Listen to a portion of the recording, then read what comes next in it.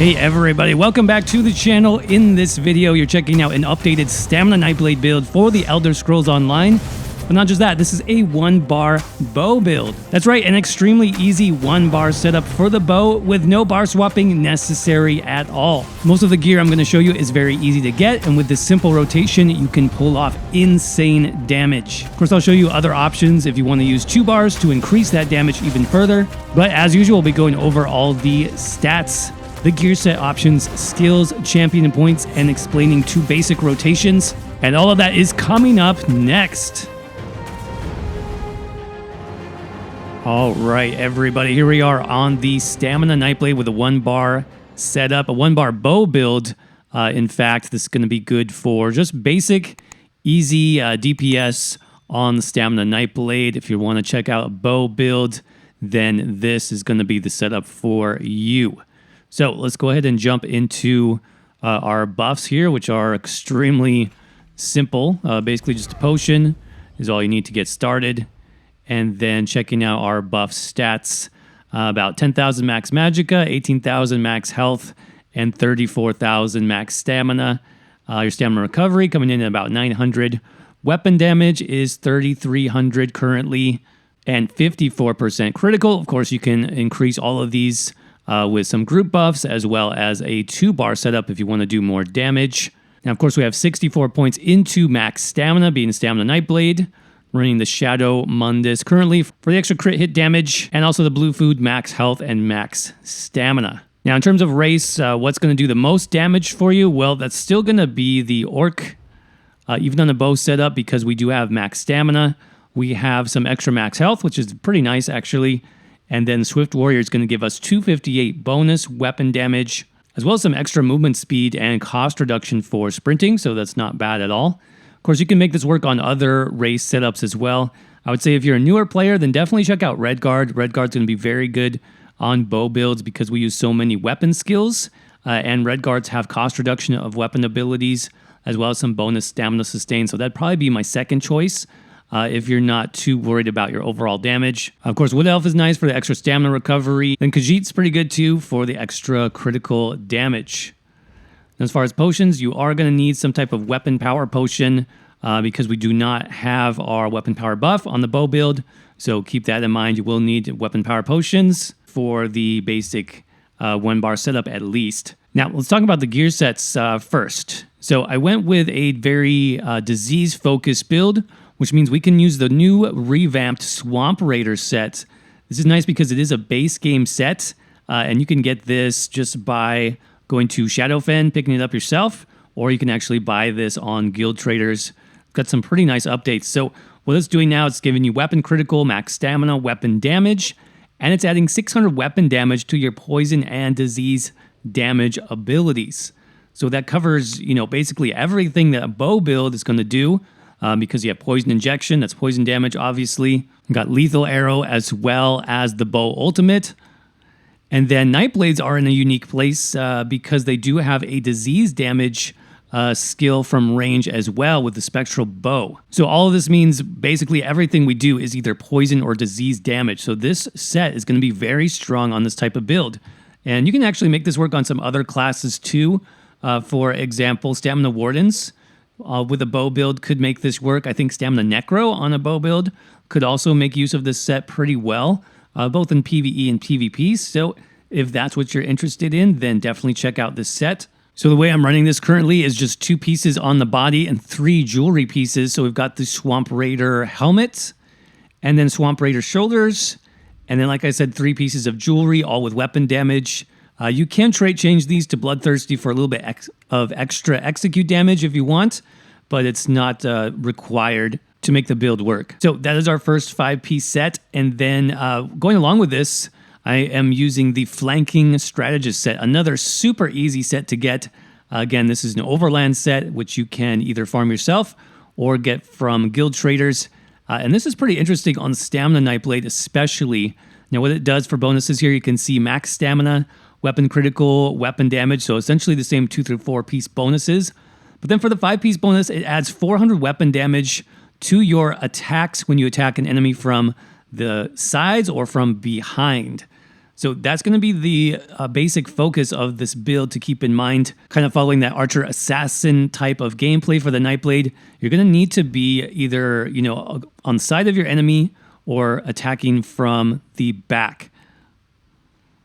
That's going to give you that 400 extra weapon damage from flanking strategist. Now, why is that also good on Nightblade? Well, we'll talk about this more in a minute, but Nightblades also have new passives, newly updated passives that do extra damage when you are behind or from the side. So the Master Assassin passive, this was recently updated to do that as well. So against enemies you are flanking, an extra 258 weapon and spell damage. So I thought this just fits kind of perfectly with the Nightblade setup, and it is very easy to get, like I said.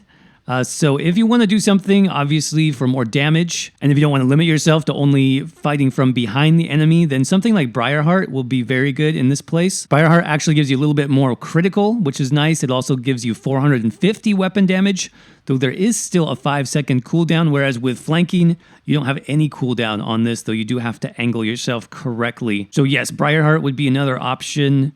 I would say maybe even New Moon Acolyte. If you're okay on sustain, they'll give you slightly more weapon damage and you won't need to be worried about your positioning as much. So that's the basic setup. 5 Swamp Raider, 5 flanking. And you'll notice that I decided not to run a monster set on this particular build. I just feel like there's not a lot of great monster sets for bow builds, partly to do with the range. Because if you want the best range, staying further away from your enemy in this sort of area, this gives you the most damage based on your bow passes. We'll look at those in a minute as well. But this is going to make you out of range for things like Veladrith. They'll actually always miss. So yeah, you could do something like Balorg potentially, but I feel like it's better just to go with some sort of bow instead, a 2-piece bow. So if you have access to it, this is not required, but the Master's Bow actually gives you a nice bonus damage increase based on using Poison Injection, which we are going to be using on the 1-bar setup. So Master's Bow, if you have it, is going to be probably ideal for the 1-bar. Now, if you don't have it, that's totally fine. You can get similar results with a Bow of Agility or any old crafted bow because you will get the 2-piece bonus. Bows count because they are 2-end weapons technically, for 2 set pieces. So again, Master's Bow, if you have it. If not, Agility for the extra max STAM. Those are going to be your best 2 options. So as far as the traits and the weights for the bow on the one-hand setup, I think Sharpened is looking slightly better this patch. We did see a few changes with the crit chance bonuses like Precise. I'm not sure what the development team is doing at this point, but I decided just to go with Sharpened. That's going to save me some champion points, which I can move around into other more damaging nodes in the CP trees. So Sharpened is nice with a weapon damage enchant. Again, this is just for the 1-bar setup. If you want to run a 2-bar bow build, that's going to change slightly. And then for your armor sets, obviously these are both medium armor overland sets, so everything will be medium here. Divine is going to be your best in slot trait with max stamina as the enchants. So that's the setup, Swamp Raider and flanking with the bow of your choice.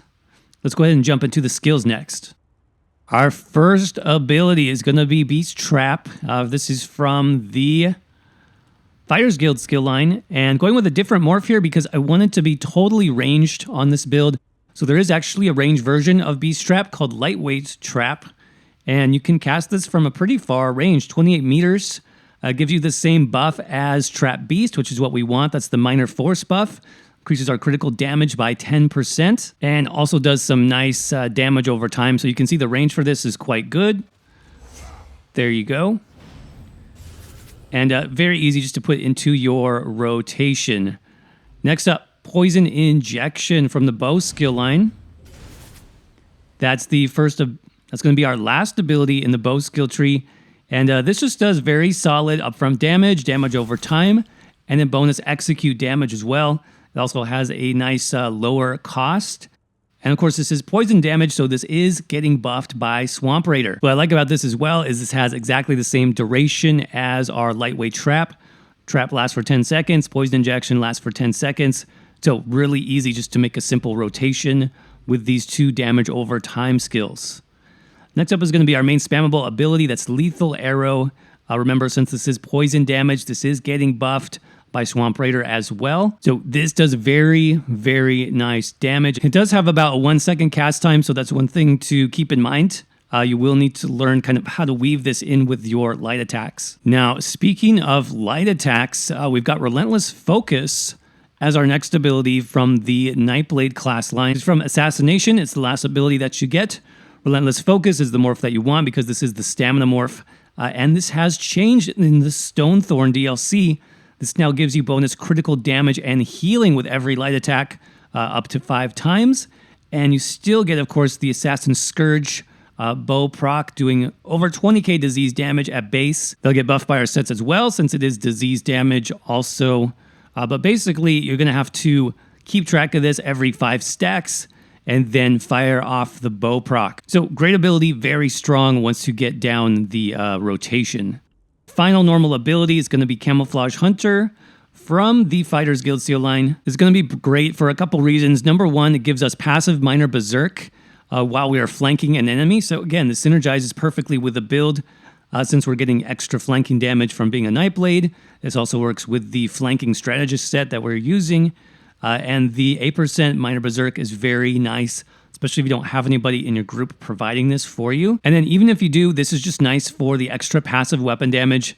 We'll talk about passives in a minute, but you do get some bonus damage from the Fighters Guild skill line for this skill. Finally, let's talk about the ultimate. We're going with Toxic Barrage from the bow skill line. This does amazing poison damage. Note that this is buffed by Swamp Raider as well. That's why we're using it on the setup. Great damage over time. Basically 2 dot effects in one here.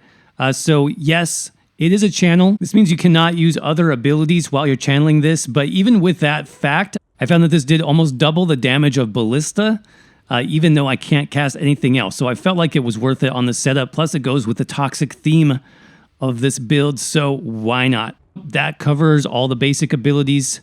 Let's go over just a quick rotation.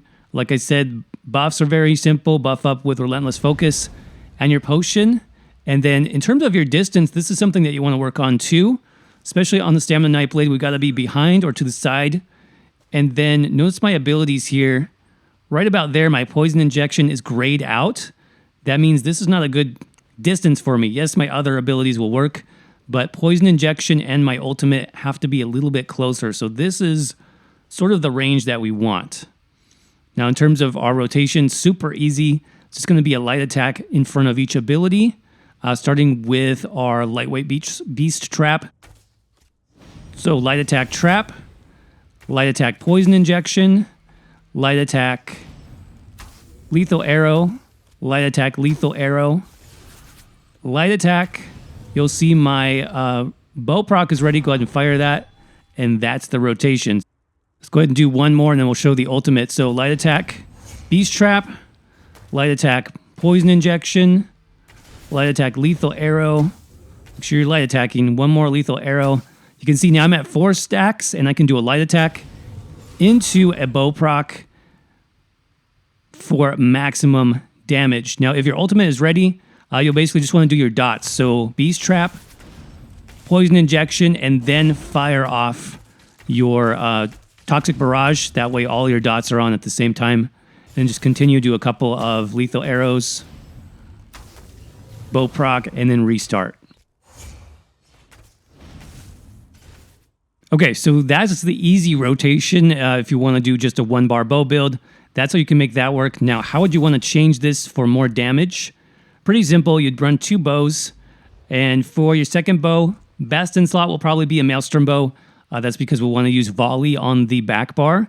So if you have access to that with a weapon damage enchant infused, that's going to be your best bet. If not, again, you can use a bow of agility or any other bow on your back bar. Again, infused is going to be your best in-slot trait for that one, though. For the skills, most of the front bar is going to stay the same. The only thing we could probably move is going to be the beast trap. So instead of beast trap, let's put a Fighter's Guild ability here. For example, you can run Ring of Preservation for a little bit of extra healing for you and your group if you want. That's what I would recommend there. So Ring of Preservation. Everything else I would keep the same on the front bar. Now swapping to the back bar, this is where we're going to have our dots now. So Arrow Barrage, This comes from the bow skill line again. So this is a 10-second damage over time. It's also very easy to proc your weapon damage enchant on the front bar. Then if you have this, you can run something like a disease enchant glyph on the front bar. So using this, obviously this is going to proc our weapon damage enchant as well. That's the most important reason it's there. And then it also means you can switch up your front bar glyph. So you wouldn't have to run weapon damage on the front bar. You could simply run like a disease glyph or even a damage over time poison. Anything you want on the front bar, basically. But this is nice as well because it's also 10 seconds. So that's going to line up really nice with our trap. So trap is there. Arrow barrage is there. And then really just passive abilities on the back bar. You don't need to cast anything else. So I would still run Camouflage Hunter. And then you could put a few more Fighter's Guild abilities here, like Silver Shards, Ring of Preservation again. Or you could run maybe a group heal, like Echoing Vigor in one of these spots. That would be fine. And notice how I do have a different ultimate here on the back bar. That's because we want those assassination passives active. So using, for example, in-cap strike on your back bar, that will make sure you have access still to all those juicy assassination passives. And one other change here, speaking of assassination, if you really want to maximize the damage and you're okay with being in melee range, then you can switch this up from Ring of Preservation to run Killer's Blade on the front bar. So what this does then, is because Killer's Blade is an execute ability, you would basically change from casting Lethal Arrow when the enemy is under 25%, switch it over to Killer's Blade. You'll do even more damage with Killer's Blade. Notice that Killer's Blade is also a disease damage effect, so that is going to scale up with Swamp Raider. But the fact that this is instant cast and Lethal Arrow is 1 second means you'll actually be doing more DPS, quite a bit more when you switch over to Killer's Blade. So you do have to be in melee range for that. That's the only kind of downside. If you want to run it on a bow build, still possible, but you're going to have to move into melee range for that. So that is the 2-bar setup. That would look very similar, except you're going to start on the back bar with your Arrow Barrage, put down your Beast Trap, then you do Poison Injection, then 2 lethal arrows. By that time, your bow proc should be ready. Fire that off, and then bar swap back. So something like this. Again, very simple. After poison injection, if your bow ultimate is ready, go ahead and fire that off. And that's how the 2-bar setup would work. So what do you need in terms of passives? Let's talk about the class passives first of all. Again, Master Assassin is essential. You'll get the extra 258 weapon damage on this setup, which is really nice. You also get a lot of sustain now on the Nightblade class, both Stamina and Magicka, due to the improved Executioner passive. Basically, anytime an enemy dies, if you've damaged it, you're going to get some extra stamina back, which is great. You do have some extra critical through the Pressure Points passive, so make sure you get that one. And then Hemorrhage does do a bonus 10% critical damage on all of our skills while you have an Assassination ability slotted. That's why you need at least 1 on the front bar, so Relentless Focus, and at least 1 on the back bar, so In-Cap Strike is what I would recommend for that passive to work. Now in Shadow, we're not going to be using these quite as much. You do, of course, get the bonus recovery from Refreshing Shadows, but since our recovery is pretty low on the DPS setup, it's not going to make a huge difference. Shadow Barrier, we're literally not casting any shadow abilities, so you can save some points here. Same thing with Dark Vigor and Dark Veil. If you want, you can actually save about 6 points in this skill tree on this particular build. And then, of course, Catalyst is very good no matter what Nightblade build you're using. Make sure you put 2 points here for the extra ultimate generation. Magic of Flood, we're not using this. Soul Siphoner, not using this, or Transfer. So again, you can save some points there. Of course, your bow passives, you'll want all of these, and this is what really increases the overall damage. Remember we talked about how important it is to be max range on a bow build? That's because of this passive, Long Shots. You get up to 12% bonus damage. Then Accuracy gives you bonus weapon critical.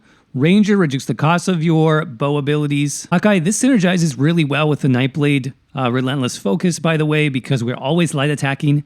So you'll get a bonus 25% damage from having Hawkeye at the maximum 5 stacks. And then Hasty Retreat, this is just nice for moving around the dungeon. Gives you a little bit of extra movement speed on roll dodging. Of course, Medium Armor, you want all of these. Although improved Sneak, you could save 2 points there if you don't want to use that. Then, of course, Fighter's Guild. We are using a lot of Fighter's Guild abilities, you guys. So, Intimidating Presence is going to be good for reduced cost. Slayer, of course, for the weapon damage. Banish the Wicked for the ultimate generation. And then Skilled Tracker for a little bit extra damage on your trap. Undaunted, if you have this, make sure you pick up the passives here for better synergies. A little bit of extra max stats. Assault and Support, you do not need these. No PvP needed on this setup. Of course, your racial skills, max those out. And then Alchemy, medicinal use for the extra potion duration. Champion points next. So just a basic DPS setup. Here we go on the green tree. 37 into Warlord, 21 into Sprinter, 100 into Mooncalf, and then 56 into Shadow Ward and Tumbling. In the blue tree, we've got 56 Master at Arms, 25 Physical Weapon Expert, 48 Thaumaturge, 56 Precise Strikes, 29 Piercing, 56 into Mighty, and then in the red tree, 81 Ironclad, 56 into Hardy and Elemental Defender, 40 into Thick Skinned, and 37 Quick Recovery. Outfit style, if you're curious, this is just a Nightblade kind of focused costume. This is the Thieves Guild leathers from the Thieves Guild DLC. All right, everybody, that's going to wrap up this basic one-bar bow build for the Stamina Nightblade. I hope you guys enjoyed this one. Of course, if you did, don't forget to crush that like button, and hopefully you found this useful.